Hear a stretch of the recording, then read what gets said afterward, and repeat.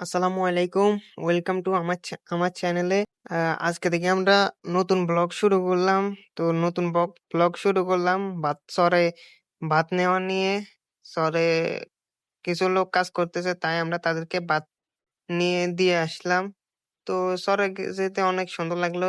সবুজ শ্যামল জ্বালা রোপণ করতেছে মানুষ। আসলে অনেক সুন্দর লাগে যখন চরে যাই তখন। কিন্তু রোদের কারণে একটু সমস্যা হয়ে যায়। রোদের কারণে হাঁটতে মন চায় না। তো দীর্ঘ ২০ মিনিট হাঁটার পর আমরা ১.৫ কিলোমিটার পথ অতিক্রম করে চরে লোকদের জন্য ভাত নিয়ে গেলাম। তারা চরে কাজ করতেছে, জ্বালা তুলতেছে এবং জ্বালা রোপণ করতেছে। তারা অনেক কষ্ট করে দিনে দুপুরে। আজকে প্রচুর পরিমাণে রোদ। গত প্রায় ১ মাস ধরেই অনেক বৃষ্টি হয়েছিল। তাই জমিনগুলোতে পানি নেই বললেই চলে। ১ মাস বৃষ্টি হতে কই পানি তো তেমন হলো না।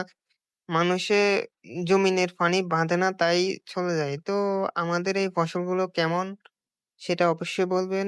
আর নতুন চ্যানেল খুলেছি, সবাই সাবস্ক্রাইব করে দিবেন। আর আপনি যদি একজন কৃষিবিদ হয়ে থাকেন তাহলে কিছু পরামর্শ দিবেন। ধন্যবাদ।